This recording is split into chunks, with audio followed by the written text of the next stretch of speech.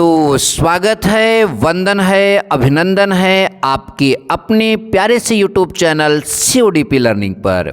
जी हाँ बच्चों, इस वीडियो में हम आप सभी को क्लास 11th सामान्य हिंदी का न्यू सिलेबस जो 2025 के लिए निर्धारित किया गया है पूरा का पूरा सिलेबस बताने वाले हैं। बच्चों वीडियो में शुरू से अंत तक बने रहिएगा। हिंदी को कैसे पढ़ना है यह भी बताना है और आप सभी को हिंदी का पूरा कंटेंट जो है हमारे चैनल पर फ्री ऑफ कॉस्ट मिल भी जाएगा, वो भी इसी वीडियो में हम डिस्कस करेंगे। तो बच्चों वीडियो की शुरुआत करते हैं। बच्चों यहाँ पर देखिए हेडिंग हमने क्या डाल रखा है, यूपी बोर्ड। जी हाँ, यूपी बोर्ड के लिए है क्लास 11th सामान्य हिंदी न्यू सिलेबस 2024-25, यानी 24 में पढ़ेंगे 25 में एग्जाम देंगे। तो 2025 के लिए ये सिलेबस हम आपको बताने जा रहे हैं। बच्चों इसमें खंड क में क्या क्या पढ़ना है पहले ये चर्चा कर लेते हैं और फिर खंड ख की बात करेंगे। देखिए खंड क में जो आपको पढ़ना है वो पहले पढ़ना है हिंदी गद्य का विकास, जो कि 5 नंबर का निर्धारित किया गया है आपके बोर्ड एग्जाम में।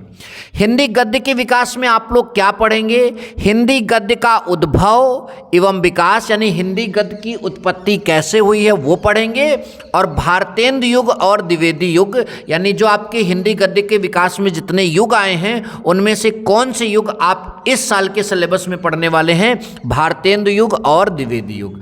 आई होप बच्चों आपको यह पूरा बात समझ में आए। यस सर, आगे चलते हैं। काव्य साहित्य के विकास की बात करें तो खंड का दूसरा हमारा जो है प्रश्न टॉपिक है काव्य साहित्य का विकास।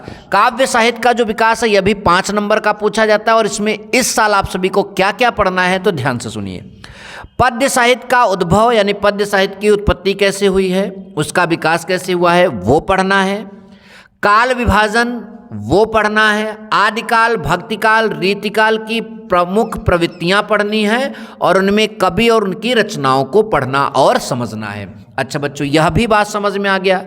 उसके बाद आगे आप ध्यान से देखिए, पाठ्यक्रम में निर्धारित गद्यांशों पर आधारित 5 प्रश्न, ये 10 नंबर का आपके जो है बोर्ड एग्जाम में पूछा जाता है। जो गद्यांश आपका एक खुद दिया जाएगा उसमें 5 प्रश्न करेगा और 10 नंबर का क्वेश्चन होगा।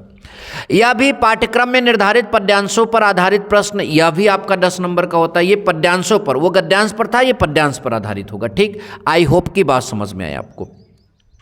फिर 5वां प्रश्न आप सभी का बच्चों रहेगा, पाठ्यक्रम में निर्धारित श्लोक लेखकों का साहित्यिक परिचय एवं कृतियाँ। अधिकतम शब्द सीमा जो है वो 80 शब्द, यानी 80 शब्द में जो है साहित्यिक परिचय और कृति लिखकर बताना है किसका, जो है आपका लेखक का। तो ये कितने नंबर का होता है, 5 नंबर का। और ऐसे ही जो है आपका लेखक के बाद कभी कभी आपको लिखकर बताना होता है, वो भी 5 नंबर का होता है। तो ये 5वें प्रश्न में भी आपके 5-5 10 नंबर हो गए। ठीक, अच्छा बच्चों आगे हमारा है पाठ्यक्रम में निर्धारित 6वां प्रश्न, पाठ्यक्रम में निर्धारित कहानियों का सारांश एवं उद्देश्य पर आधारित प्रश्न। अब कौन कौन सी कहानी और सारांश हैं वो इसी वीडियो में हम आगे आपको दिखाएंगे, कौन से कहानी पढ़ने, कौन कौन से सारांश पढ़ने हैं, गद्यांश में कौन कौन सा पाठ पढ़ना है, पद्यांश में कौन कौन सा पाठ पढ़ना है, सब आपको यहाँ पर आगे बताएंगे। ठीक, तो ये कहानी का सारांश और उद्देश्य आपसे प्रश्न करता है इस पर, और यह जो है 5 नंबर का होता है। फिर पाठ्यक्रम में निर्धारित नाटक की कथा वस्तु एवं प्रमुख पात्रों का चरित्र चित्रण, आपके जिले में कौन सा निर्धारित किया गया है ये आगे हम यहाँ पर चर्चा करेंगे। तो यहाँ पर जो है चरित्र चित्रण के बारे में भी आपका प्रश्न बनता है। ठीक, आगे चलते हैं। अगर आप कहोगे तो आप लास्ट में आप सभी को स्क्रीनशॉट भी यहाँ पर दिखा देंगे। खंड ख की बात करें तो 8वां प्रश्न खंड ख का जो है वो 8वें प्रश्न से स्टार्ट होता है, जिसमें पहला प्रश्न होता है 8वें का, पाठ्यक्रम में निर्धारित संस्कृत गद्य का संदर्भ सहित हिंदी में अनुवाद। कौन कौन से मतलब संस्कृत गद्य के पाठ हैं वो हम अभी अंत में आप सभी को दिखाएंगे।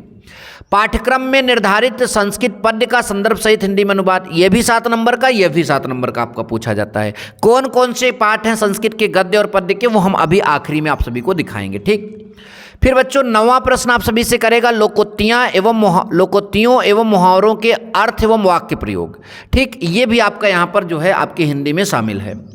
10वें में यहाँ पर आप सभी से 2 प्रश्न करेगा, एक संधि से और एक संस्कृत के शब्दों की में विभक्ति पहचान से करेगा।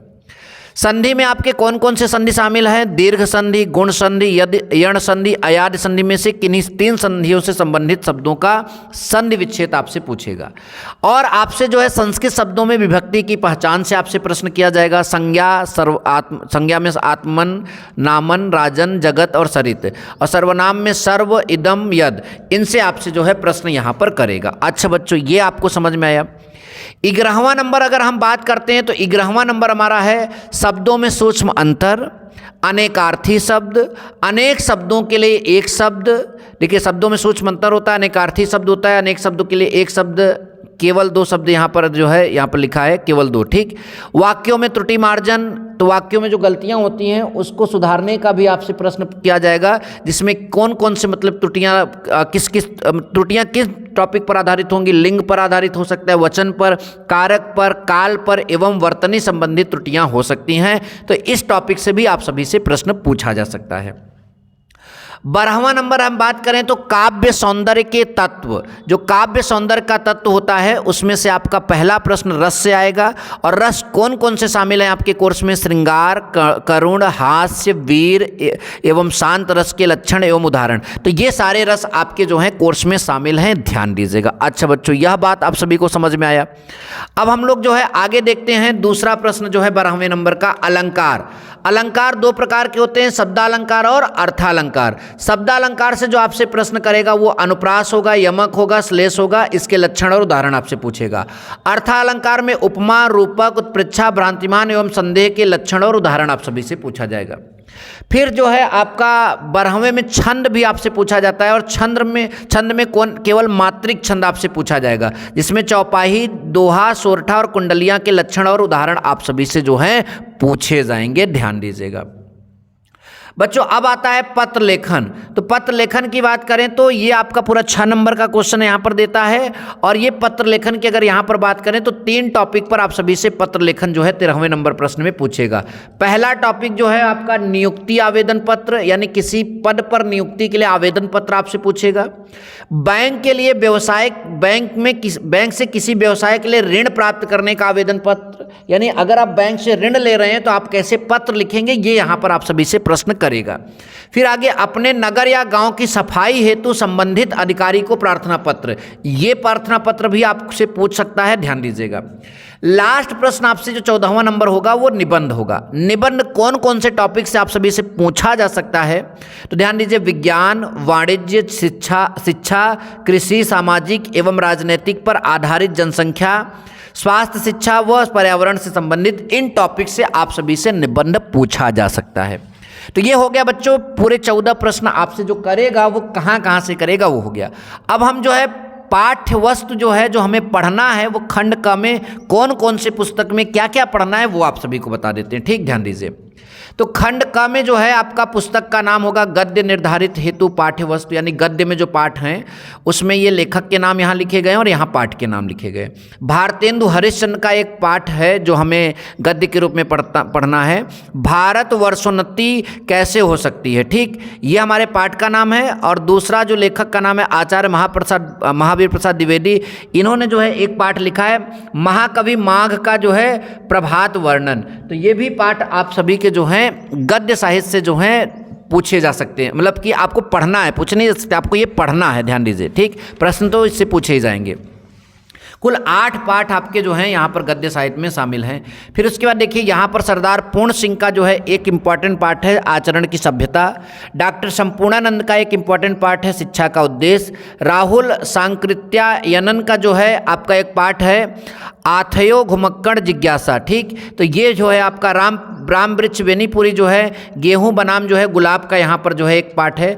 यहाँ लेखक का नाम इसमें थोड़ा सा हमको नहीं मिला तो इनका मैंने नहीं लिखा। सड़क सुरक्षा एक आपका जो है पाठ का नाम है, और गंगा की स्वच्छता एवं संरक्षण जो है ये पाठ आप सभी को एज अ गद्य जो है कक्षा 11 में जो है पढ़ना है। ठीक, अच्छा, अब बात करते हैं पद्य में। जो काव्य है, काव्य से हेतु निर्धारित पाठ की बात करें तो इसमें जो है आपके यहाँ पर ढेर सारे पाठ दिए गए हैं। हम उन सारे पाठों को जो है यहाँ पर आप सभी को बताएंगे। ध्यान दीजिए, 5 पाठ आपके हैं यहाँ पर। संत कबीरदास का है, सूरदास का है, गोस्वामी तुलसीदास का है, कविवर बिहारी का है, महाकवि भूषण का है। संत कबीरदास का जो हम लोगों को यहाँ पर काव्य में पढ़ना है, साखी और पदावली पढ़ना है। सूरदास का जो है विनय, वात्सल्य और भ्रमर गीत पढ़ना है। गोस्वामी तुलसीदास का जो है भरत महिमा, कवितावली, गीतावली, दोहावली, विनय पत्रिका, ये सब पढ़ना है। कविवर बिहारी का जो है भक्ति एवं श्रृंगार जो है उसके बारे में पढ़ना है। और महाकवि भूषण का जो है शिवा शौर्य, जो छत्रपति शिवाजी के मतलब के ऊपर लिखा गया, और छत्रसाल प्रशस्ति, ठीक, ये आप सभी को पढ़ना है। फिर कथा साहित्य हेतु निर्धारित पाठ जो हैं, जो कथा साहित्य हैं, जो आपका जो है जिसमें कहानी का सारांश लिखने के लिए आता है, उस पे जो है 4 पाठ आपके हैं, जिनमें ये लेखक है प्रेमचंद, जयशंकर प्रसाद, यशपाल और भगवती चरण वर्मा।